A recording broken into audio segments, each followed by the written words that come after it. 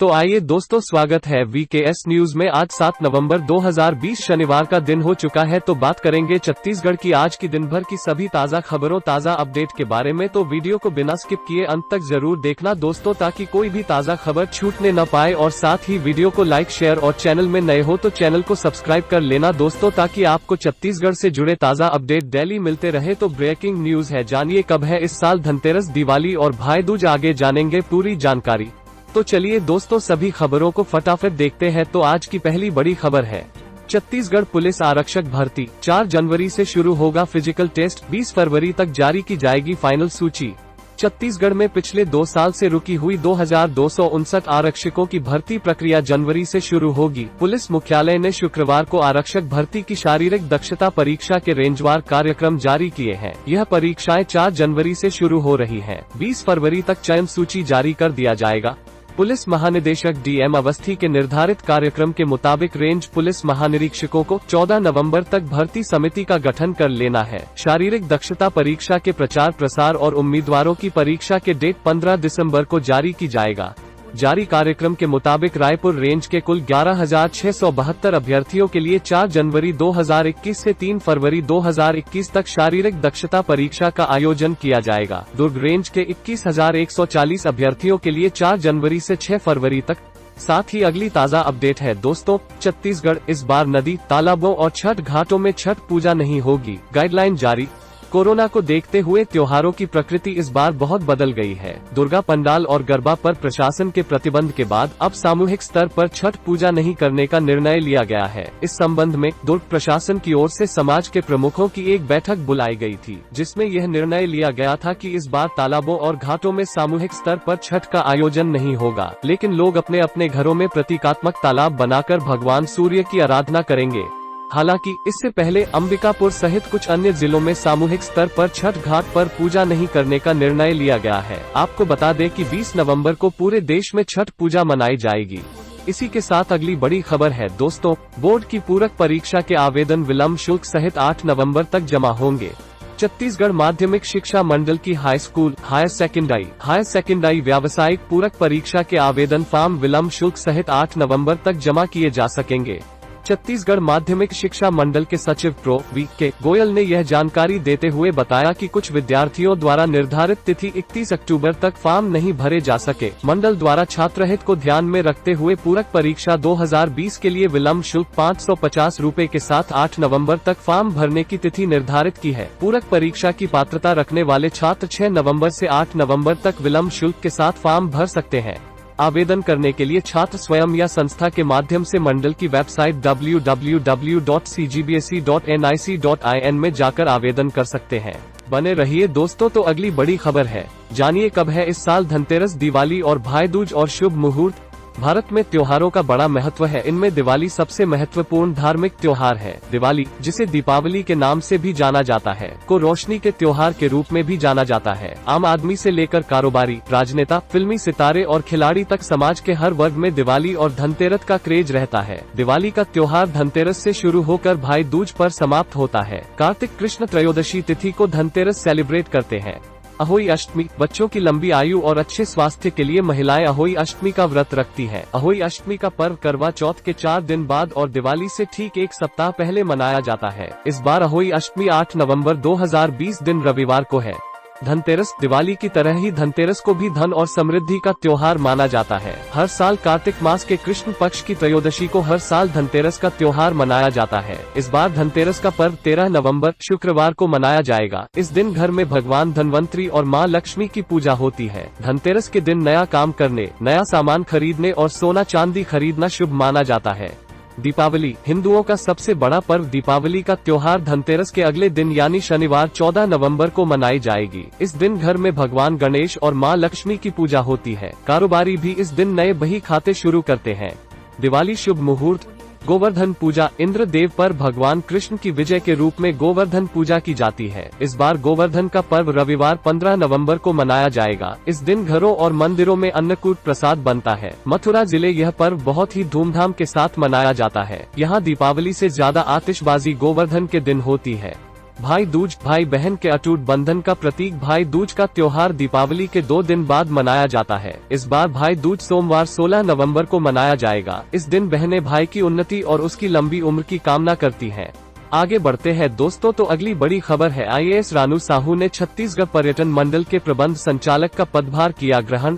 Ranu Sahu 2010 batch की IAS अधिकारी, आयुक्त वस्तु एवं सेवा कर छत्तीसगढ़ शासन ने अपने वर्तमान दायित्वों के साथ दिनांक 5/1/2020 को प्रबंध संचालक छत्तीसगढ़ टूरिज्म बोर्ड के अतिरिक्त प्रभार का कार्यभार ग्रहण कर लिया है। छत्तीसगढ़ टूरिज्म बोर्ड के अधिकारियों एवं कर्मचारियों द्वारा पुष्पगुच्छ प्रदान कर उनका स्वागत किया गया। इस दौरान उन्होंने छत्तीसगढ़ टूरिज्म बोर्ड के अधिकारियों से परिचय प्राप्त कर विभिन्न कार्यों की वर्तमान स्थिति के संबंध में जानकारी ली। प्रबंध संचालक ने कार्यभार ग्रहण करते ही छत्तीसगढ़ शासन की महत्वाकांक्षी योजना राम वंगमन पर्यटन परिपथ के अंतर्गत चंदखुरी में माता कौशल्या मंदिर के दर्शन कर वहां चल रहे विकास कार्यों का अवलोकन किया। इसी के साथ आगे खबर है फ्रेंड्स, भाजपा कार्यकर्ताओं का प्रशिक्षण। रमन सिंह ने कहा, ठगी गई है छत्तीसगढ़ की जनता, कांग्रेस सरकार ने बंद कर दी कई योजनाएं। भाजपा के प्रदेश मुख्यालय कुशाभाऊ ठाकरे परिसर में कार्यकर्ताओं पदाधिकारियों का विशेष प्रशिक्षण शुरू हुआ है। उद्घाटन सत्र में पूर्व मुख्यमंत्री और भाजपा के राष्ट्रीय उपाध्यक्ष डॉक्टर रमन सिंह ने प्रदेश की कांग्रेस सरकार पर निशाना साधा है। डॉक्टर रमन सिंह ने कहा, छत्तीसगढ़ केवल छला ही नहीं गया है बल्कि बुरी तरह ठगा गया है।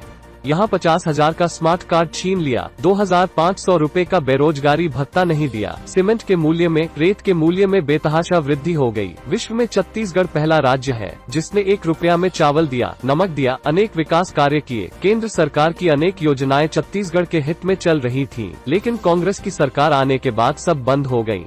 डॉक्टर रमन सिंह ने कहा, हम ऐसे दल के कार्यकर्ता हैं जिसका लक्ष्य ही राष्ट्र निर्माण है। हमारे लिए राष्ट्र प्रथम है। यही विशेषता हमें अन्य राष्ट्रीय दलों से अलग करती है। हम सत्ता प्राप्ति के लिए नहीं, सेवा के लिए कार्य करते हैं। सत्ता परिवर्तन सब चाहते हैं। इसी बीच अगली बड़ी खबर निकलकर सामने आ रही है वैक्सीनेशन की तैयारी। छत्तीसगढ़ में कोरोना का टीका सबसे पहले 15 लाख फ्रंटलाइन वॉरियर्स को लगेगा। सरकार तैयार कर रही स्वास्थ्य कार्यकर्ताओं का डाटाबेस।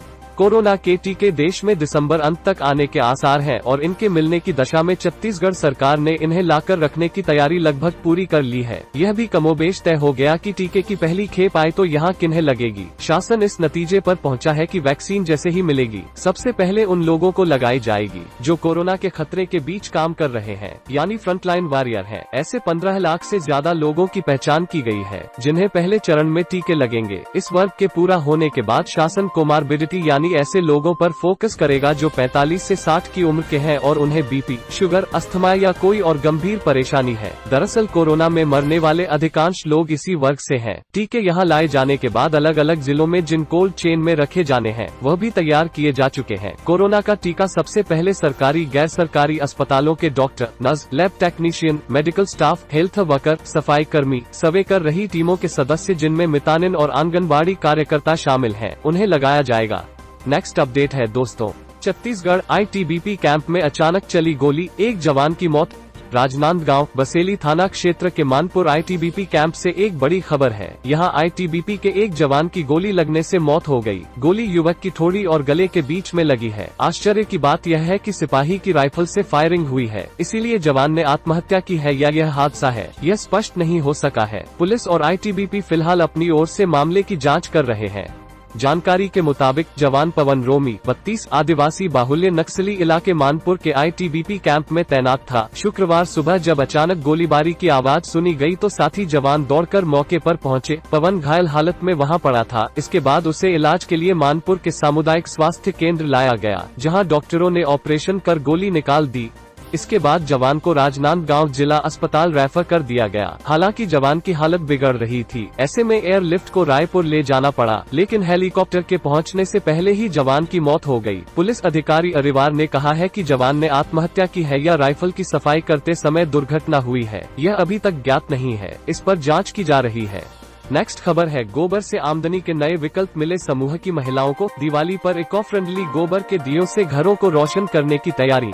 लॉकडाउन की परिस्थितियों का डटकर मुकाबला करने वाली महिला समूहों ने अपनी आमदनी जुटाने के लिए गोबर से नए विकल्प तलाश लिए हैं। किसी ने गोबर से इतने बेहतर उपयोग सामग्री के बनाने के बारे में सोचा भी न होगा, जो इन ग्रामीण महिलाओं ने कर दिखाया है। प्रदेश के सुदूर आदिवासी जिले नारायणपुर में महिमा स्वच्छता समूह की महिलाओं ने दीपावली में घरों को रोशन करने हाथों से तराश कर इको फ्रेंडली गोबर के दिए तैयार किए हैं। इन दियों को जलने के बाद गमलों में डालकर खाद की तरह भी उपयोग किया जा सकता है। गोबर से बने दिए को बेचने कलेक्ट्रेट में स्टॉल लगते ही बड़ी संख्या में लोगों इन दियों की खरीदारी की। समिति की महिलाओं ने बताया कि वे दिए के अलावा गमला, खाद एवं गोबर के लकड़ी बनाने के काम में भी जुटी हुई है। उन्होंने अभी तक 15,000 दिए तैयार किए हैं, जिन्हें बाजारों में विक्रय किया जाएगा। दीपावली की सामग्री स्थानीय छोटे छोटे विक्रेताओं से खरीदकर जरूरतमंदों की मदद की जा सकती है। साथ ही अगली बड़ी खबर है, अमेरिकी चुनाव में भारतवंशियों का दबदबा, 2 दर्जन भारतीयों ने लहराया जीत का परचम।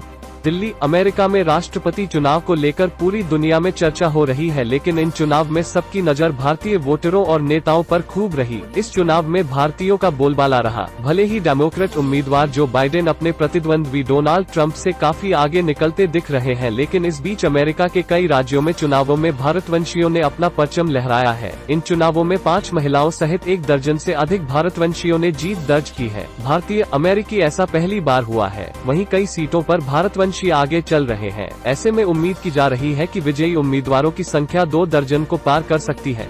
तो वीडियो को अंत तक देखने के लिए बहुत बहुत धन्यवाद दोस्तों। तो मिलते हैं अगले वीडियो में।